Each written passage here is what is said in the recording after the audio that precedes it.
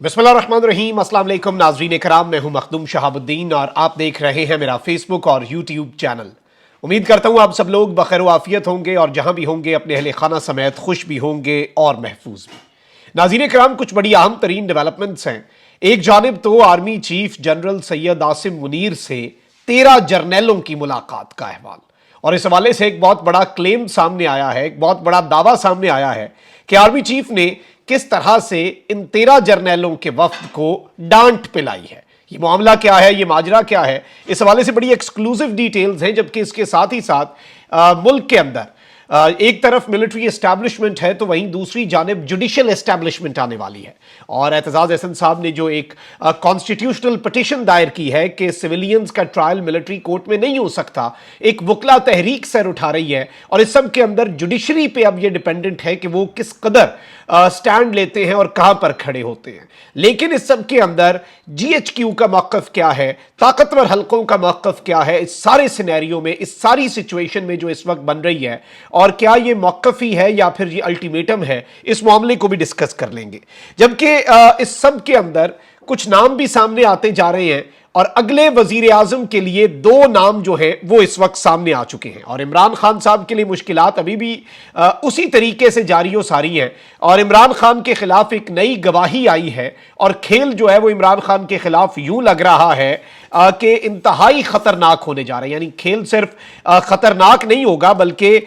खेल जो है वो इंतहाई खतरनाक होने जा रहा है। ये सारी 7-8 बड़ी डेवलपमेंट्स जो हैं और आज बरोज इतवार किस तरह से पाकिस्तान की सियासत जो है वो पलटा खा रही है, ये सारी डिटेल्स एक एक करके आपके सामने रखते हैं।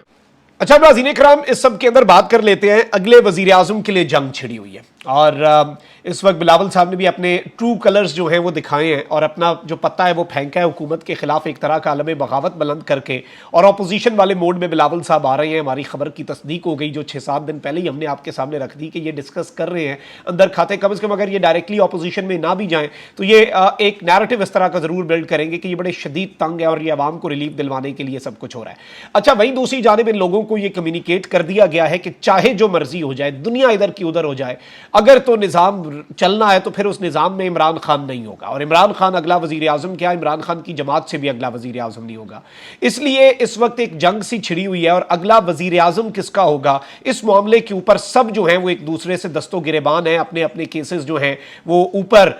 बड़ी अदालत जो है उसके अंदर प्रेजेंट किए जा रहे हैं और कंट्रोल टावर से सारे राब्ते में हैं और इत्तेहादियों के अंदर जंग भी छिड़ चुकी है। लेकिन शहबाज शरीफ साहब जो है उनके बारे में यह कहा जाता है कि उनसे ज्यादा सूटेबल वज़ीर आज़म शायद ही ताकतवरों को कभी मिले, इतना बेहतरीन। यानी बाजवा साहब भी कहते थे कि मैं झाड़ पे लाता था, मुंह नीचे दे के सुनता रहता था। मतलब शहबाज शरीफ साहब के बारे में यह कहा जाता है कि वो कोई चूचरा भी नहीं करते। बाकी तो होता है ना कि आप किसी को काम कहें, जबरदस्ती किसी से कोई काम करवाएं, वो आगे से कोई चूचरा ही करे लेकिन काम कर दे, मुंह बनाए, या फिर ये कहे कि देखें जी ऐसे वैसे ऐसे वैसे अगर मगर इफ्स एंड बट्स। शहबाज शरीफ साहब मजाल है कि वो ऐसा कुछ करते हो, वो बेहतरीन इस तरह से कैंडिडेट है। लेकिन ऑब्वियसली जरदारी साहब के अपने स्टेक्स हैं, जरदारी साहब की एक अपनी गेम है। और वही बात है कि इमरान खान को माइनस करवा के ही अगर जीतना है और इस तरह से पॉलिटिकली, जिस तरह बिलावल ने कहा ना कि जैसे हम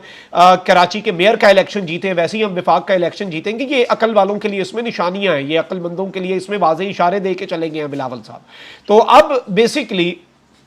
इनके मुताबिक 2 नाम हैं। नवाज शरीफ साहब को यही लगता है कि उन्हें अभी भी मुकम्मल तौर पे प्लस नहीं किया जाएगा, वो माइनस ही रहेंगे, उनके लिए मुश्किलात रहेंगी। और एक जमात के लिए हुकूमत बनाना तो वैसे भी नामुमकिन होगा और वो कंप्लीटली इम्पॉसिबल है किसी एक पॉलिटिकल फोर्स जो है उसके लिए अपनी गवर्नमेंट कायम करना। अगर तो इमरान खान को आप मैदान में उतारते हैं फिर तो बेशक 2/3 की तरफ चले जाएं, लेकिन इस तरह से तो अब इन्हें यह लग रहा है कि जी अगला वजीर आजम जो है उसके लिए 2 ही नाम है, या शहबाज शरीफ या बिलावल भुट्टो जरदारी। ऑल्दो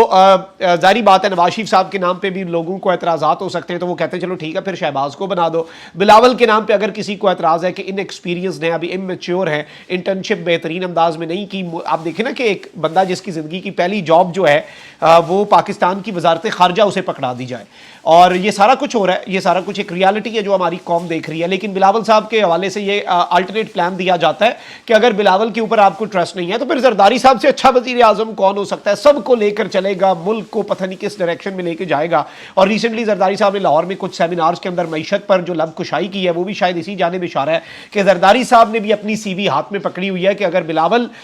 کہ آپ کہہ لیں کہ کورنگ کینڈیڈیٹ اس وقت, اور انہیں یہ لگ رہا ہے کہ جی دونوں کے اندر ہی گیم ہوگی, لیکن انہیں یہ نہیں پتا کہ ایک بہت بڑی گیم اور بھی تیار ہو رہی ہے. اور حکومت جو ہے وہ جیسے ایک کل کالم حفیظ اللہ نیازی صاحب نے لکھا کہ فاتح فوج جو ہوتی ہے نا وہ کبھی مال غنیمت تقسیم نہیں کیا کرتی. تو یہ چیز بس اگر یہ سمجھ جائیں تو یہ جو دو نام ابھی چل رہے ہیں نا کہ دو ہی گروپس کے اندر وزارت عظمیٰ کا میوزیکل چیئر چلے گا, تو شاید اس چیز سے اوپر یہ آگے چلے جائیں. اور اس وقت مسلم لیگ نون اور پیپلز پارٹی میں مفاد جو ہے وہ بھی اب ختم ہوتا جا رہا ہے, اور اتحاد جو ہے وہ بھی اپنے خاتمے کی جانب بہت تیزی سے گامزن ہے. اور اب یہ انہیں لگ رہا ہے کہ ہم اس طرح سے شاید کچھ حاصل کر سکیں, لیکن اب یہاں پر نہیں ہوگا. آپ دیکھیں نا کہ مسلم لیگ نون کے جو مرکزی رہنما ہیں طلال چودھری, انہوں نے کہا ہے کہ ہم الیکشن کو ویلکم کرتے ہیں اور بھرپور طریقے سے الیکشن لڑیں گے, لیکن عام انتخابات آزاد کشمیر کے ضمنی الیکشن اور کراچی میں میئر کے الیکشن کی طرح نہیں ہونے چاہیے. یعنی انہوں نے یہ واضح کر دیا ہے کہ آزاد کشمیر میں بھی جو پیپلز پارٹی کو فیور دی گئی, اور اس ٹائم پہ بھی نون لیگ نے کھل کر حملہ کیا پیپلز پارٹی کے اوپر کہ یہ وہاں پر دھاندلا کر رہے ہیں, اور انہیں بھی یہ ڈر لگ گیا کہ کہیں یہ نہ ہو کہ بھائی, ویسے ہونا ان کے ساتھ یہی ہے, نون لیگ کے ہاتھ میں کچھ نہیں آنا اور نہ ان کا صرف اور صرف کھایا پیا کچھ نہیں, گلاس توڑا بارہ نہیں یا کوئلوں کی دلالی میں منہ کالا ہونا ہے, اور کچھ بھی نہیں ہونا انہیں سیاسی طور پہ. اور اب وہ ڈر بھی لگ گیا ہے. اور اس سب کے اندر طلال چودھری نے کہا کہ عدم اعتماد کی تحریک پیپلز پارٹی کی تجویز پر لائی گئی تھی. مسلم لیگ نون اور جے یو آئی تو نئے انتخابات چاہتے تھے. مطلب اب وہ بلیم گیم جو ہے نا وہ بھی مکمل طور پہ شفٹ ہو رہی ہے, اور ایک دوسرے سے دستوں گریبان ہونے کے لیے مکمل طور پر تیار ہے. انہوں نے کہا کہ چیئرمین پیپلز پارٹی کے سوات جلسے میں تقریر پر رد عمل دیتے ہوئے انہوں نے کہا کہ ہم الیکشن کو ویلکم کرتے ہیں اور بھرپور طریقے سے الیکشن لڑیں گے. بلاول کا چیلنج ہمیں قبول ہے, لیکن عام انتخابات آزاد کشمیر اور میئر کراچی کے الیکشن کی طرح نہیں ہونے چاہیے. آزاد کشمیر الیکشن پر تحفظات ہیں, جبکہ کراچی کے الیکشن پر بھی سوالات اٹھ رہے ہیں. الیکشن ایسا ہونا چاہیے جس پر انگلیاں نہ اٹھ سکیں. لک ہوز ٹاکنگ, بٹ کم از کم چلیں نون لیگ کی یہی خواہش جاگی تو اچھی جاگی. اور ان کا کہنا تھا کہ جہاں پر پیپلز پارٹی کی حکومت ہے وہاں الیکشن پر ہمارے اعتراضات موجود ہیں. کراچی کے میئر کے الیکشن پر لوگ سوال اٹھا رہے ہیں, آنے والے الیکشن میں سوالات نہیں اٹھنے چاہیے. انتخابات صاف شفاف ہونے چاہیے, اور اتحادی جماعتوں کو مل کر ایسا ماحول اور الیکشن کرانا چاہیے جس کی مثال نہ ملتی ہو. آپ نے الیکشن نہیں کرانا, یہ ویسے نگران حکومت نے کرانا ہوتا ہے, لیکن چلیں کوئی نہیں. اچھا, وہیں دوسری جانب نون لیگ جو ہے نا اس کے اندر بھی اختلافات پورے کھل کر سامنے آ گئے ہیں. شہباز شریف صاحب نے اگلے دن یہ بات کہی تھی نا اپنے اس اجلاس کے اندر جس میں یہ بلا مقابلہ صدر اور مریم نواز چیف آرگنائزر منتخب ہوئی کہ جنہیں اسحاق ڈار کے پالیسیز کے اوپر شک ہے یا جنہیں ان کے اوپر تنقید کرنی ہے, ان کی پارٹی میں کوئی گنجائش نہیں, کیونکہ پارٹی میں جمہوریت نہیں, بادشاہت ہے, خاندانی سیاست چل رہی ہے وہاں پر. تو شاہد خاقان عباسی صاحب اور ری امیجننگ پاکستان سے مسلم لیگ نون کچھ زیادہ خوش نہیں ہے. تو شاہد خاقان عباسی صاحب نے بھی سرپرائز دے دیا ہے. یہ خبر بھی دے دیتے ہیں آپ کو کہ آذربائیجان سے بین الحکومتی بنیادوں پر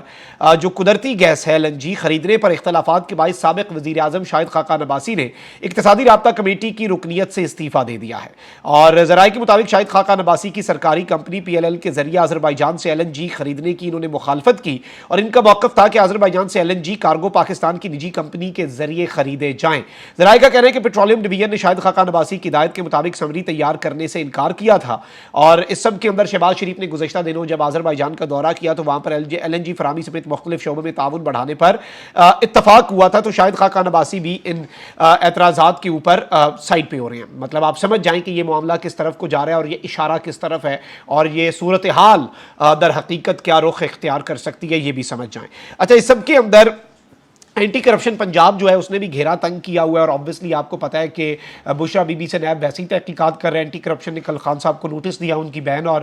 بہنوئی کو بھی نوٹس جاری کیا. اس کے ساتھ بشرا بی بی جو ہیں ان کی دوست فرح گوگی کے اوپر بھی جو کیسز ہیں, ان کے UAE سے جانا, اٹلی کے اندر ازائلم اپلائی کرنا, اور اس کے ساتھ بشرا بی بی کے جو صاحبزادے ہیں ان کے اوپر کیسز کی اطلاعات, اور یہ ساری چیزیں آلریڈی چل رہی ہیں. بشرا بی بی کے اوپر بھی ایک مقدمے کے حوالے سے اطلاعات ہیں کہ اندر کھاتے پولیس نے کچھ مقدمات قائم کیے ہوئے ہیں. اب وہاں پر اینٹی کرپشن پنجاب جو ہے اس نے محکمہ ایکسائز میں کرپشن کی رقم اکٹھی کر کے سابق وزیر اعظم عمران خان کی اہلیہ بشرا بی بی کی قریبی دوست فرح شہزادی تک پہنچنے کے شواہد حاصل کر لیے ہیں, اور یہ ان کا دعویٰ ہے. اینٹی کرپشن حکام کا دعویٰ ہے کہ سابق ETO مسعود بشیر اپنے نیٹ ورک میں شامل ایکسائز انسپیکٹر کے لیے رشوت کی رقم اکٹھی کرتے تھے. رشوت کوٹے سے زائد الکوہل کی فروخت پر لی جاتی تھی, اور پھر یہ رقم فرد شہزادی تک پہنچائی جاتی تھی. حکام کا کہنا ہے کہ اینٹی کرپشن کو محکمہ ایکسائز کے ETOs کے خلاف ثبوت جو ہے وہ مل چکے ہیں اور ہم نے پورا معاملہ جو ہے وہ حاصل کر لیا ہے اور فرج شہزادی اور ان کے ذریعے پوسٹنگ لینے والے 5 بیوروکریٹس کے خلاف پہلے ہی مقدمہ درج ہے۔ سابق وزیر اعلیٰ پنجاب عثمان بزدار اور بشرا بی بی کے صاحبزادے ابراہیم مانیکا بھی اس مقدمے میں نامزد ہیں۔ ذرائع کے مطابق قومی احتساب بیورو کی تحقیقات میں فرج شہزادی اور ان کے شوہر احسن جمیل گجر کے نام 117 بینک اکاؤنٹس کے انکشاف پر انہیں طلبی کا نوٹس بھی بھیجا گیا۔ نیب ذرائع کا کہنا ہے کہ ملزمان کے خلاف تحقیقات کے دوران 4 فورن بینک اکاؤنٹس بھی منظر عام پر آئے۔ ان بینک اکاؤنٹس میں سابق وزیر اعلیٰ پنجاب عثمان بزدار کے دور میں 4.5 ارب روپے کی مبینہ ٹرانزیکشنز کا بھی انکشاف ہوا، یعنی بھاری بھرکم ایک آپ کہہ لیں کہ کیس جو ہے وہ بنایا گیا ہے اور عمران خان صاحب کے گرد ہی اصل میں یہ حقیقت میں گھیرا تنگ کرنا ہے، یہ کسی اور کے گرد نہیں ہے۔ اچھا وہیں دوسری جانب سانحہ 9 مئی کو 1 ماہ سے زائد کا عرصہ تو گزر گیا ہے اور سیاسی جماعت سے وابستہ یہ خبر جیو کی ہے کہ شر پسندوں کے اعترافات کا سلسلہ جاری ہے اور اس سب کے اندر کہہ رہے ہیں کہ جی کارکنان نے بے نقاب کر دیا ہے اور کہا گیا ہے کہ جناح ہاؤس شرنگیزی کی منصوبہ بندی چیئرمین پاکستان تحریک انصاف عمران خان کی گرفتاری سے 1 دن پہلے ہو چکی تھی۔ PTI ورکرز کے مطابق یاسمین راشد اور اعجاز چودھری نے کارکنان کو جناح ہاؤس جانے کی ہدایت دی۔ چیئرمین نے گرفتاری سے 1 دن پہلے میٹنگ بلا کر انتشار کا مکمل منصوبہ تیار کیا تھا۔ یعنی اب جو نیا اعتراف کارکنوں سے کروایا جا رہا ہے اور لوگوں کی ویڈیوز آ رہی ہیں وہ یہ ہیں کہ عمران خان صاحب نے 1 دن پہلے میٹنگ بلا کر سب کو یہ پورا منصوبہ ہینڈ اوور کیا تھا۔ PTI کارکنوں نے بتایا کہ چیئرمین PTI نے گرفتاری سے پہلے جناح ہاؤس پر حملے کا منصوبہ بنایا۔ شرنگیزی کے بعد چیئرمین PTI نے خود کو بچانے کے لیے ایجنسیوں پر الزام تراشی کی اور انہوں نے کہا کہ وزارت عظمیٰ چھنتے ہی عمران خان نے افواج پاکستان کے خلاف زہر اگلنا شروع کر دیا تھا۔ PTI کارکنوں کا کہنا تھا کہ جناح ہاؤس میں جلاؤ گھراؤ کے وقت PTI کے حسان نیازی بھی موجود تھے اور حسان نیازی نے کور کمانڈر کے یونیفارم کی بے حرمتی بھی کی۔ تو یہ ساری چیزیں ان کے اوپر ایک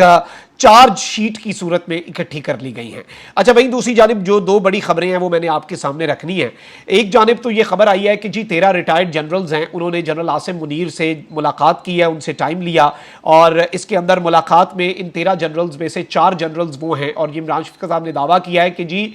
4 جنرلز وہ ہیں جنہوں نے پوری ایک تقریر کی جنرل عاصم منیر کے سامنے اور ان میں سے ایک جو ہیں ان کا نام سامنے آئے جنرل خالد مقبول ہے اور یہ نیب کے چیئرمین بھی رہے مشرف دور کے اندر۔ اس کے بعد یہ گورنر پنجاب اکتوبر 2001 سے مئی 2008 تک رہے اور یہ پنجاب کی تاریخ کے سب سے زیادہ لانگسٹ سرونگ گورنر بھی تھے اور یہ ریٹائرڈ لیفٹیننٹ جنرل ہیں اور یہ کافی سینئر لیفٹیننٹ جنرل ہیں اور انہوں نے وہاں پر ایک پوری بھاری بھرکم تقریر کی اور ظاہری بات ہے عاصم منیر صاحب کے بہت زیادہ سینئر ہیں، ان کا احترام کیا گیا اور انہوں نے وہاں پر کہا کہ عمران خان صاحب ہوپ ہیں، ملک کی امید ہیں، PTI کے ساتھ یہ رویہ نہ رکھا جائے، لوگوں کے جذبات کا کیا کریں گے، لوگوں کا کیا کریں گے۔ اور جنرل عاصم منیر صاحب کے حوالے سے یہ بات سامنے آئی ہے کہ انہوں نے بڑے اطمینان سے ان کی باتیں سنی اور کافی زیادہ ان میں سینئرز تھے ان کے اور سب کی باتیں سن کے عاصم منیر صاحب نے کہا کہ جی جن ویٹرنز کو سیاست کا شوق ہے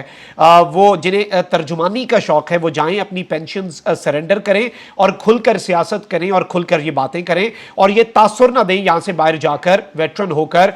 کہ آپ ہمارے نمائندے ہیں یا پھر ہمیں آ کر یہ نہ بتائیں کہ عوام کیا کر رہی ہے اور بہت شوق ہے تو اپنی تمام تر جو بینیفٹس آپ حاصل کرتے ہیں انہیں سرنڈر کریں۔ اگر ہمارا کوئی تعلق نہیں ہے سیاست سے تو آپ کا بھی کوئی تعلق سیاست سے نہیں ہونا چاہیے۔ 9 مئی تک ہم اے پولیٹیکل تھے، اس کے بعد جو کچھ ہوا اس کے بعد ہم فورس ہوئے بہت کچھ کرنے پر اور آپ کی وجہ سے بھی ہوا ہے، آپ نے بھی کردار ادا کیا ہے 9 مئی کے واقعات کے اندر جو کچھ ہوا، یعنی ایک بڑا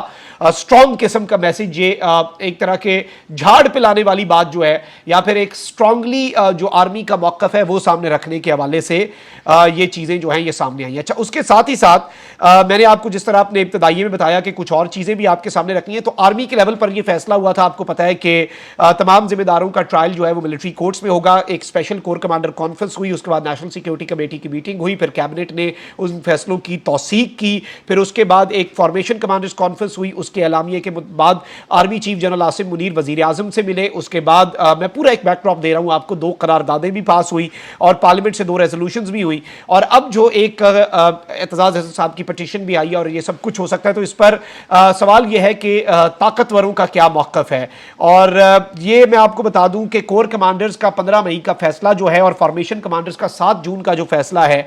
وہ ایک طرح سے چیلنج کیا گیا ہے، یہ سمجھا جا رہا ہے کہ جی یہ جو پٹیشن ہے اس کی صورت میں، اور فوج کے موقف کے بارے میں کہا گیا ہے، جب رابطہ کیا گیا تو یہ کہا گیا کہ فوج کا موقف جاننا ہے تو فارمیشن کمانڈرز کانفرنس کے اعلامیے کے کچھ پیراگرافز کو سمجھ لیں۔ تو چلے میں اب وہ 2-3 پیراگراف جو ہیں وہ آپ کے سامنے ایک دفعہ پھر پڑھ کے سنا دیتا ہوں جلدی۔ Army chief general Asim Munir کی زیر صدارت ہونے والے فارمیشن کمانڈرز کانفرنس کے شرکاء نے عزم کا اظہار کیا ہے کہ وقت آ گیا ہے کہ 9 مئی کے منصوبہ سازوں اور ماسٹر مائنڈز کے خلاف قانون کی گرفت مضبوط کی جائے۔ نمبر 1، فورم نے 9 مئی کے یوم سیاہ کے واقعات کی سخت ترین الفاظ میں مذمت کرتے ہوئے اس پختہ عزم کا اعادہ کیا کہ شہداء کی یادگاروں، جناح ہاؤس اور فوجی تنصیبات پر حملہ کرنے والوں کو آرمی ایکٹ اور آفیشل سیکرٹ ایکٹ کے تحت یقینی طور پر جلد از جلد انصاف کے کٹہرے میں لایا جائے گا۔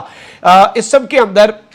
آرمی چیف نے کہا کہ کثرت سے جمع کیے گئے ناقابل تردید شواہد کو نہ جھٹلایا اور نہ ہی بگاڑا جا سکتا ہے۔ بگاڑ پیدا کرنے کی تمام تر کوششیں اور فرضی انسانی حقوق کی خلاف ورزیوں کے پیچھے پناہ لینے کی تمام تر کوششیں بے سود ہیں، ان کا کوئی فائدہ نہیں ہوگا۔ تو یہ چیز بڑی امپورٹنٹ ہے، کیونکہ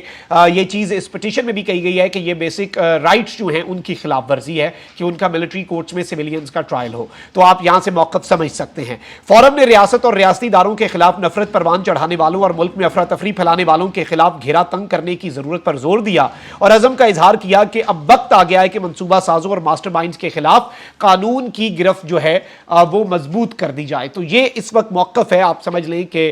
وہی موقف جو ہے اس کے اوپر ادارے ڈٹے ہوئے ہیں، اور اب دیکھنا یہ ہے کہ یہ معاملہ کدھر کو جاتا ہے، یہ اونٹ کس کروٹ بیٹھتا ہے۔ یہ ڈیٹیلز تھی جو آپ کے سامنے رکھنی تھی، کافی زیادہ 8-10 بڑی خبریں تھیں جو ایک ولاگ میں آپ کے سامنے رکھی، تو وقت تھوڑا زیادہ ہو گیا۔ اپنا بہت خیال رکھیں۔ اللہ نگہبان۔ پاکستان زندہ باد۔